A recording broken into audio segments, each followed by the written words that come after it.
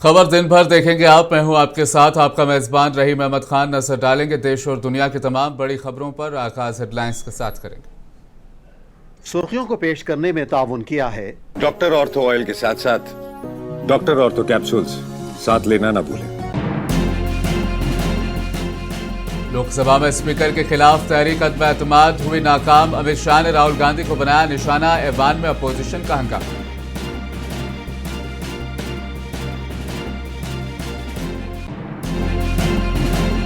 मुल्क भर में पकवान गैस की किल्लत से लोग बेहद परेशान। केजरीवाल ने बहरान के लिए हुकूमत की खारजा पॉलिसी को ठहराया जिम्मेदार।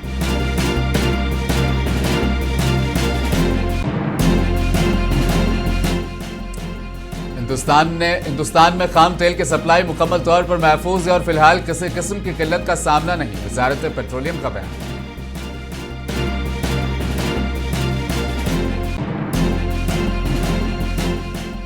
लोकसभा में आनंद भदौरिया ने मोदी हुकूमत को दिखाया आईना। कहा खामेनेई को सलाम, उन्होंने अमेरिका के सामने घुटने नहीं टेके।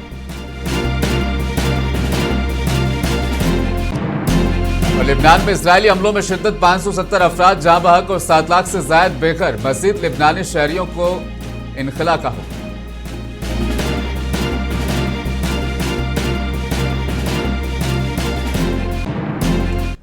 लोकसभा स्पीकर ओम बिरला के खिलाफ अपोजिशन की तहरीक अदम एतमाद जैसा कि तवक्को भी थी, शिकस्त के साथ खत्म हो गई। मरकजी वजीर दाखिला अमित शाह ने बहस का जवाब दिया। इस दौरान अमित शाह ने अपोजिशन पार्टियों को शदीद तनकीद का निशाना बनाया। अमित शाह ने राहुल गांधी पर तंज कसा। इस दौरान अपोजिशन ने ऐवान में खूब नारेबाजी की।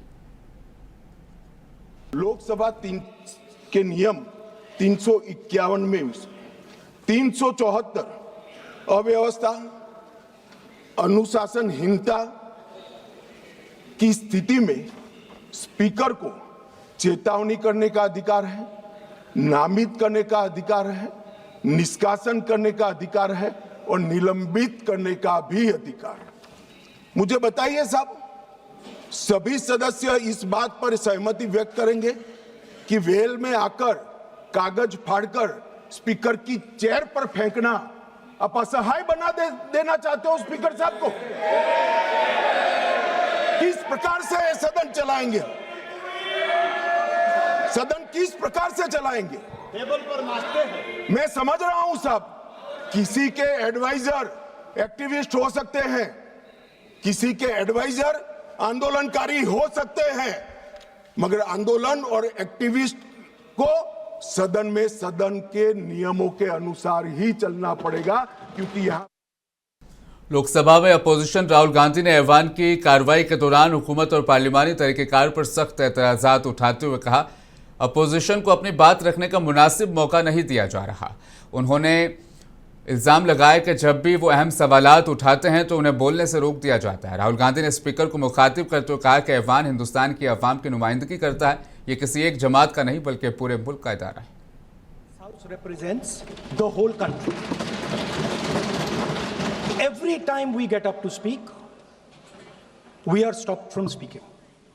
Multiple times. In the last time I spoke, I raised fundamental questions about the compromises that has been made by our Prime Minister.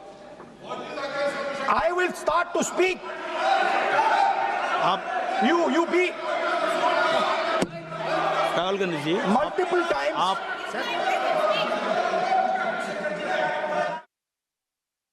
Hyderabad से सांसद असदुद्दीन ओवैसी ने लोकसभा में बहस में हिस्सा लेते हुए कहा कि हमारे पास इख्तियारात की लाहिदगी है, लेकिन एग्जीक्यूटिव बार बार कानून साजी के इख्तियारात पर तजावुज कर रहा है। बहुत शुक्रिया सर, बहुत शुक्रिया, आपने बोलने का मौका दिया। शायर ने अच्छा कहा, बड़ी देर कर दी मेहरबा आते आते। मैं आपके जरिए से वजीर दाखिला से अपील करूंगा कि मुझे खामखा बदनाम किया जाता है कि मैं बी टीम हूँ, तो आप अपने तरफ से 5 मिनट दे दीजिए। कुछ तो दिया नहीं आप तक, तो वक्त दे दीजिए अपना खाली बोलने के लिए, ताकि मैं आपके खिलाफ बोल सकूं, ताकि इल्जाम हमेशा के लिए सही या झूठ साबित हो जाए। तो सर, हमारे देश में सेपरेशन ऑफ पावर्स है, लेजिस्लेचर इंडिपेंडेंट है एग्जीक्यूटिव जुडिशरी से, मगर हम ये देख रहे हैं कि एग्जीक्यूटिव बार बार लेजिस्लेचर पर कब्जा करते जा रहा है और 40 साल के बाद इस तरह का एक मोशन आया है, तो एग्जीक्यूटिव को चाहिए कि वो मुहासबा करें कि आखिर क्या वजह है। We have a marauding executive sir which wants to overpower and take over the legislature and reduce it to cipher. Sir, the speaker जब जो मुकाम है, छठा मुकाम है उनका, प्रेसिडेंट, वाइस प्रेसिडेंट, प्रधानमंत्री, डिप्टी प्राइम मिनिस्टर के बाद छठा मुकाम है, सीजीआई के बराबर है। सर, नीलम संजीवा रेड्डी ने क्या कहा था स्पीकर के बारे में, कॉल एंड शक्दर पेज नंबर 124 देख लीजिए। The first duty of the speaker to enable the house to function and not shut it out. The house is paramount, not the speaker who can claim no inherent right to override or bypass the house or to arrogate to himself powers and functions which belongs to the house. TMC सांसद सियानी घोष ने speaker Om Birla के खिलाफ अदम एतमाद की तहरीक पर बहस में हिस्सा लिया। उन्होंने कहा कि वज़ीर आज़म को ऐवान के अंदर ख़वातीन मेंबरान पार्लियामेंट की तरफ से खतरा है, कहकर हमें मुल्क के सामने दहशतगर्द बना दिया गया। सर, बाहर विरोध करते हैं तो एफआईआर होगा, ईडी सीबीआई होगी, कार्रवाई होगी, और सदन के अंदर प्रोटेस्ट करें तो सस्पेंड कर देंगे। सर, हमारे साथी आज भी मकर द्वार पे बैठे हैं बाहर सस्पेंड होके। 2023 के विंटर सेशन में 141 ऑपोजिशन एमपीज को एक साथ सस्पेंड कर दिया गया था और करने के बाद भारतीय न्याय संहिता लेकर आए एक नया क्रिमिनल लॉ जो पूरे देश के क्रिमिनल कोड के प्रोसीजर को बदल देता है, जो स्टेट्स के लॉ एंड ऑर्डर को डायरेक्टली अफेक्ट करता है। सर, बाहर भी बुलडोजर चलाएंगे और सदन के अंदर भी बुलडोजर चलाएंगे। सर, ऐसा नहीं होता है। ये ताकत की बुलंदी भी पल भर का तमाशा है सर, कि ये ताकत की बुलंदी भी पल भर का तमाशा है। जिस डाल पे बैठे हैं वो टूट भी सकती है, जिस डाल पे बैठे हैं वो टूट भी सकती है। इसलिए ख्वाब जरूर देखिए, लेकिन ख्वाबों में घर बना के रहने की गलती मत कीजिएगा। समाजवादी पार्टी रुकने पार्लियामेंट आनंद भदौरिया ने आज लोकसभा में स्पीकर ओम बिरला के खिलाफ लाई गई अदम एतमाद की तहरीक पर बहस में अपनी बात रखते हुए मरकजी मोदी हुकूमत को कई मामलों में तनकीद का निशाना बनाया। उन्होंने मरकजी हुकूमत पर अमेरिका के सामने झुकने का संगीन इल्जाम आयद किया और साबिक ईरानी सुप्रीम लीडर आयतुल्लाह अली खamenei की शहादत का हवाला देते हुए आईना भी दिखाया। आनंद भदौरिया ने कहा कि ईरान के सुप्रीम लीडर ने अमेरिका के आगे घुटने टेकने से इनकार कर दिया, उन्होंने शहादत को गले लगाना कबूल किया। दूसरी तरफ मोदी हुकूमत ने अमेरिका के आगे घुटने टेक दिए। भारतीय जनता पार्टी सरकार को बताना चाहिए कि गाजा इजराइल संघर्ष के बाद विश्व के कौन से प्रधानमंत्री ने इजराइल का दौरा किया। खतरा हमारी उन बहनों से माननीय प्रधानमंत्री जी को नहीं था, लेकिन मैं जानना चाहता हूं किसकी सलाह पर, किसने कहा जब युद्ध के मुहाने पर खड़े हुए देशों पर प्रधानमंत्री जी को यात्रा की, क्या उनकी जान जोखिम में डालने का काम किया कि हमारी बहनों से यहां उनकी जान जोखिम में थी। हम सलाम करते हैं ईरान के सर्वोच्च नेता आयतुल्लाह खamenei साहब को, जिन्होंने अपनी आपकी तरह अमेरिका के आगे घुटने नहीं टेके, बल्कि उन्होंने शहादत को गले लगाया और आपने अमेरिका के आगे घुटने टेकने का काम किया। वजारत पेट्रोलियम व कुदरती गैस की ज्वाइंट सेक्रेटरी शुजाता शर्मा ने कहा कि हिंदुस्तान में खाम तेल की सप्लाई मुकम्मल तौर पर महफूज है और मुल्क को फिलहाल किसी किस्म की किल्लत का सामना नहीं। उन्होंने बताया कि हुकूमत ने ईंधन की फराहमी को यकीनी बनाने के लिए पेशगी इंतजाम किए हैं।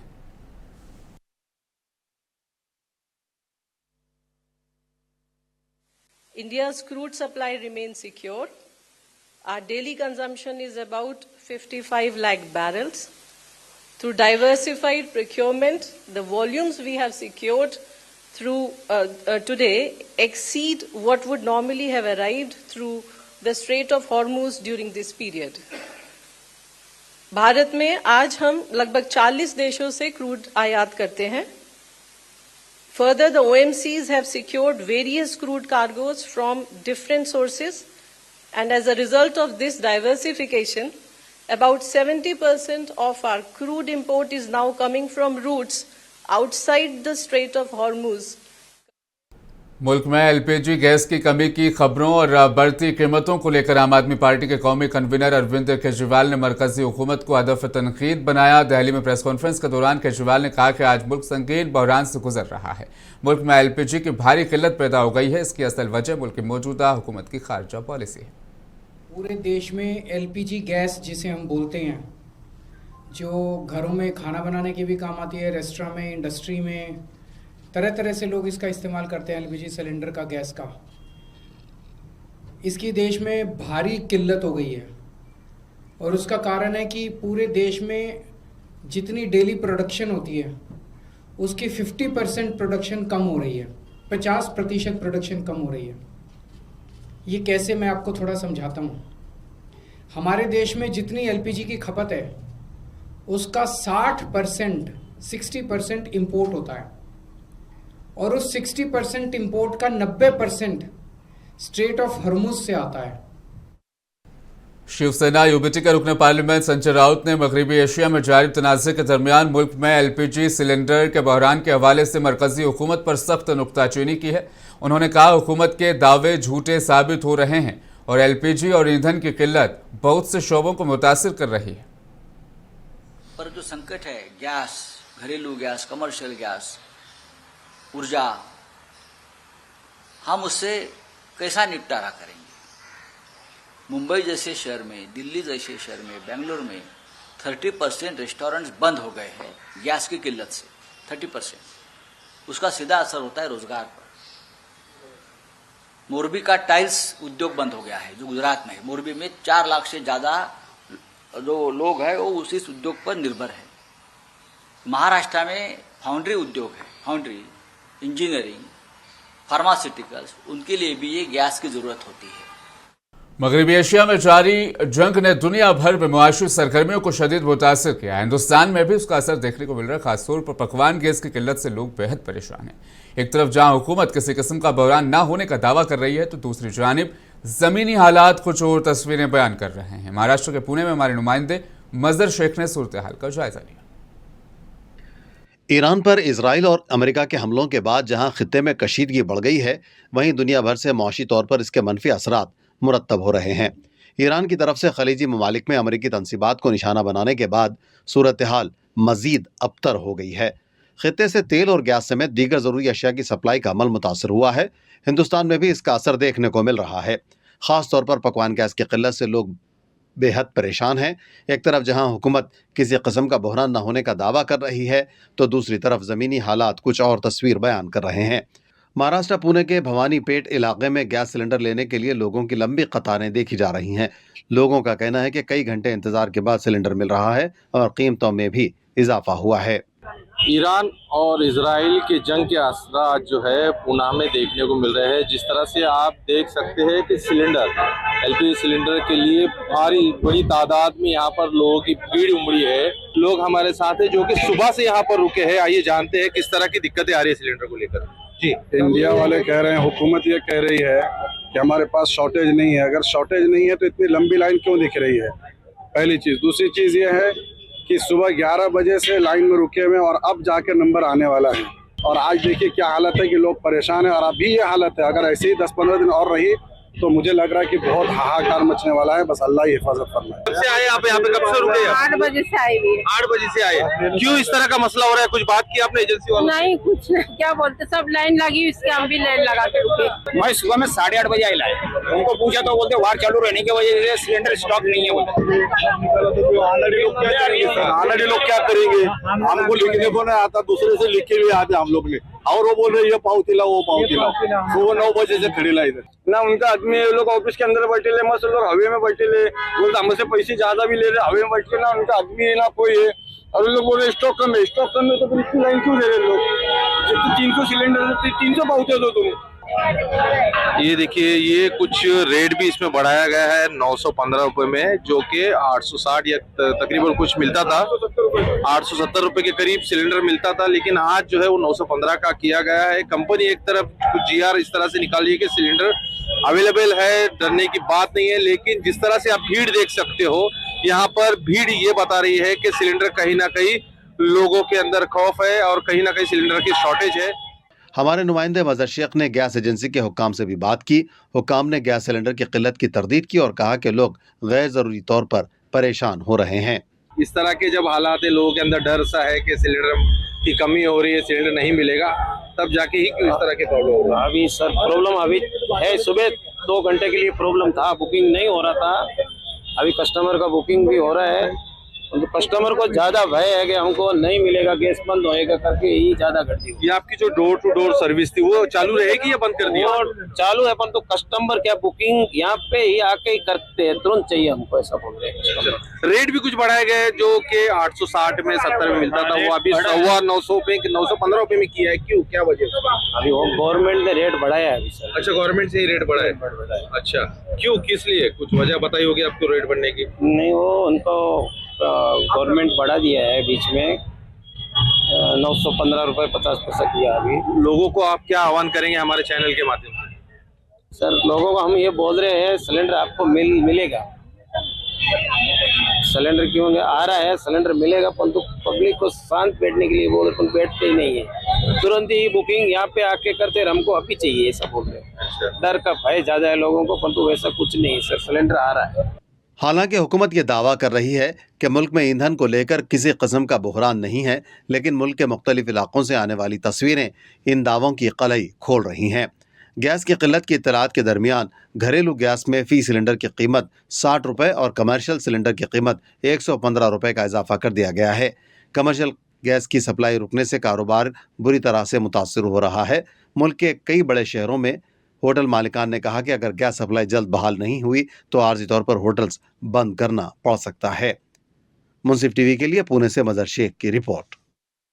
कांग्रेस लीडर अलका लांबा ने एलपीजी गैस की कमी के खिलाफ खवातीन कारकुनान के हमरा एहतजाजी मुजाहरा किया। इस दौरान मुजाहिरीन ने हुकूमत के खिलाफ नारेबाजी करते हुए कहा कि गैस की कमी और बढ़ती हुई कीमतों की वजह से आम लोग खुसूसन खवातीन को शदीद मुश्किलात का सामना करना पड़ रहा है।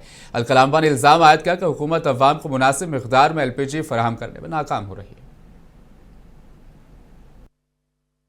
अगर वो सरकार कह रही है सब चंगा है, और ये कहते हुए प्रधानमंत्री जी तमिलनाडु में चुनावी प्रचार प्रसार कर रहे हैं, पर सच बताइए, देश दुनिया देख रही है सब चंगा नहीं है। लोग सड़कों पर आ चुके हैं, खाली सिलेंडर सर पर लेकर लाइनों में लगे हैं, सिलेंडर गैस नहीं भर रहा है। जब सिलेंडर नहीं है तो स्वाभाविक तौर पे घर पे खाना नहीं पक रहा। जब खाना नहीं पका पा रहे हैं तो आप भूखे हैं, आपके बच्चे। और अगर आप कहेंगे हम रेस्टोरेंट से ऑर्डर कर देते हैं, तो रेस्टोरेंट बंद हो चुके हैं, होटल बंद हो चुके हैं। Indian Muslims for civil rights और association for protection of civil rights के इश्तराक से कॉन्स्टिट्यूशन क्लब ऑफ दिल्ली में पीपल्स कॉन्फ्रेंस फॉर पीस मुनक़िद की गई, जिसमें आयतुल्लाह सैयद अली ख़ामेनी के कत्ल की सख्त अल्फाज पर मज़म्मत की गई। इस कॉन्फ्रेंस में मुल्क के मुख्तलिफ समाजी और मजहबी और सियासी शख्सियात ने शिरकत की और आलमी सतह पर अमन व इंसाफ के क़याम की ज़रूरत पर जोर दिया। इस मौके पर इस्लामी जमहूरिया ईरान के सफ़ीर डॉक्टर मोहम्मद फ़तेह अली ने खिताब करते हुए कहा कि आयतुल्लाह अली ख़ामेनी की शहादत न सिर्फ ईरान बल्कि पूरी दुनिया के मजलूमों के लिए एक बड़ा सानिहा है। मेरा पैगाम यही है कि मैं ताज़ियत के लिए आई हूँ और मज़म्मत करती हूँ। मुझे बहुत शर्म आती है इंसानियत की, एक तरह से इट्स अ टायरेड अगेंस्ट इंसानियत। बस मेरा दिल जो है वो इस वक्त दिल टुकड़े है, दिल पाश है, उन बच्चियों का ख्याल करके, उन स्टूडेंट्स का ख्याल करके, माँओं का ख्याल करके, और सारी जो ईरान की आम पब्लिक है उसकी हालत देख के, और रोज़ एक तरह से तहलका मचा हुआ है। हम ये है कि दुनिया को आज क्या देखना पड़ रहा है, इतनी बड़ी शहादत हुई है, और उस शहादत के बाद भी अगर हम सही रास्ते पे ना आएँ, उस शहादत को कुछ समझ के और उससे कुछ सीख लें हम, तो कुछ तो बात बनेगी। लेकिन अगर उसके बावजूद हम सीख ना ले पाएँ और हम इसी तरह से भटकते रहें दुनिया में, तो आने वाली कौम, आने वाली जो भी बच्चे होंगे हमारे, आने वाली जो जनरेशन्स हैं, पीढ़ी है, वो क्या करेगी। पीएम मोदी का कहना है कि हुकूमत मगरबी एशिया में हिंदुस्तानियों को फराहम की जाने वाली तमाम मदद को यकीनी बनाने के लिए काम कर रही है। पीएम मोदी ने कोच्चि में एनडीए कन्वेंशन से खिताब करते हुए कहा कि आज का हिंदुस्तान अपने शहरियों को कहीं और फंसे नहीं छोड़ता। मैं एक और विषय पर आज आपसे चर्चा करना चाहता हूं। गल्फ में, वेस्ट एशिया में जो कुछ हो रहा है उससे आप सभी का चिंतित होना बहुत स्वाभाविक है। हमारे लाखों भाई बहन वहां काम करते हैं, लेकिन साथियों, आपको याद रखना है आज देश में बीजेपी एनडीए की सरकार है। वज़ीर-ए-आज़म मोदी ने तमिलनाडु के शहर तिरुचिरापल्ली में तकरीबन 5,650 करोड़ रुपए मालियत के मुतअद्दिद तरक्याती मंसूबों का इफ्तिताह और संग बुनियाद रखा। इन मंसूबों का मकसद तवानाई, सड़कों और रेलवे के बुनियादी ढांचों को मजबूत बनाना है।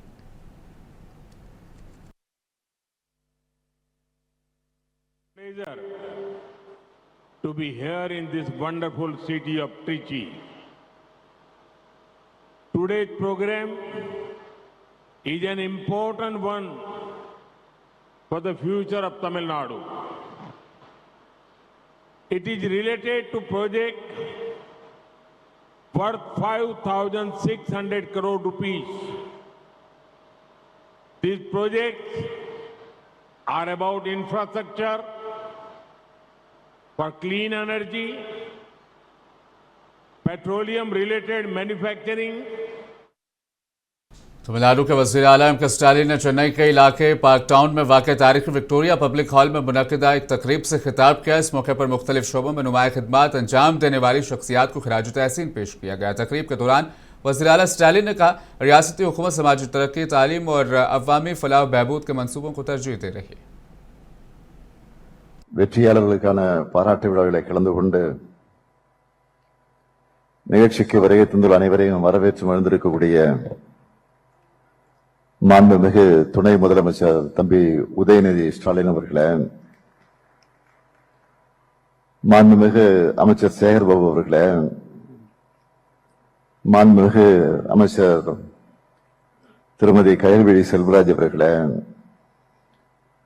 பெருநகர சென்னை மாநகராட்சியுடைய மேயர் திருமதி பிரியா அவர்களே, தலைமைச் செயலாளர் திரு முருகானந்தம் ஐஏஎஸ் அவர்களே, भारत में काबिल तजदीद तवानाई के फरोग के लिए शमसी तवानाई पैदा करने में आबी ज़खायर को इस्तेमाल करने के सिमत में मध्य प्रदेश ने एक अहम कदम उठाया। ज़मीन की कमी जैसे बड़े मसले को हल करने के लिए नर्मदा दरिया पर वाक़े ज़ख़ीराए आब में तैरता हुआ शमसी तवानाई मंसूबा कायम किया गया। मध्य प्रदेश के ज़िला खंडवा में 278 मेगावाट इस्लाहात के साथ कायम किया गया। ये शमसी बिजली घर ओंकारेश्वर में मुल्क का सबसे बड़ा तैरता हुआ सोलर प्लांट बन गया है।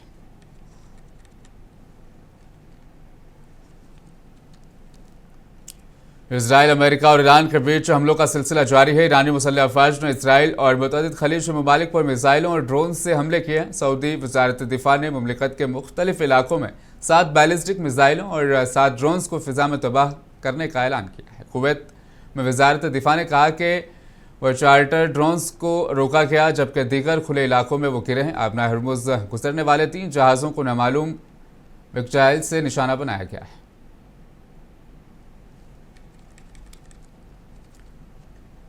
तो वह ईरानी सदर मसूद पिज़ेश्कियान के बेटे का दावा है कि ईरान के नए रहबर आला मुश्तबा खामेनेई के जख्मी होने के इतलात हैं, ताहम वो महफूज हैं। यूसुफ पिज़ेश्कियान की जानिब से टेलीग्राम पर जारी पैगाम में कहा गया कि उन्हें भी ऐसी इतलात मिली हैं कि नए रहबर आला जख्मी हैं। उन्होंने मुतअद्दिद दोस्तों से पूछा और उनका कहना है कि खुदा के फजल से वो महफूज हैं।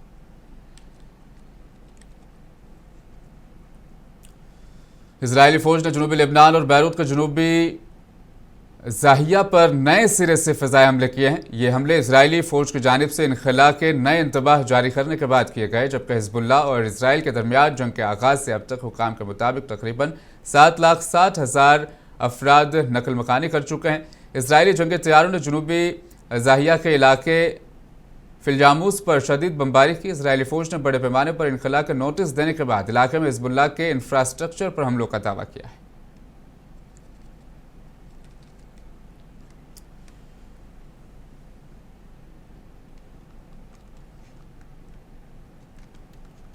स्पेन ने ताल्लुकात में मज़ीद तनज़्ज़ुली के बायस इसराइल में तैनात सफ़ीर को हटा दिया। स्पेन ने इसराइल से अपने सफ़ीर को बाज़ाब्ता तौर पर हटा दिया, जिससे दोनों ममालिक के दरमियान सिफारती ताल्लुकात मज़ीद बिगड़ने का अंदेशा ज़ाहिर किया जा रहा है। तेल अवीव में स्पेन का सिफारत खाना अब चार्ज डी अफेयर्स के तहत काम करेगा।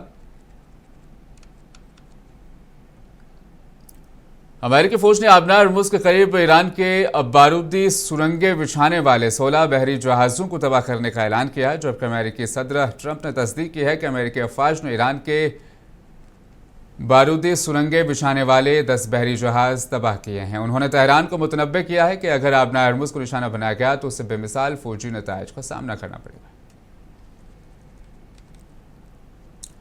पेंटागन ने कहा कि ईरान के खिलाफ जंग शुरू होने से अब तक हमलों में तकरीबन 140 अमेरिकी फौजी एहलकार जख्मी हो चुके हैं। पेंटागन के मुताबिक ज्यादातर फौजी मामूली जख्मी हुए थे और 108 सर्विस मेंबरान पहले ही ड्यूटी पर वापस आ चुके हैं, जबकि 8 अरकान शदीद जख्मियों के तौर पर दर्ज हैं और उन्हें आला दर्जे की तिब्बी इमदाद मिल रही है। खबर दिन भर में फिलहाल बस इतना ही। दीजिए इजाजत, बने रहें मुंसिफ टीवी के साथ।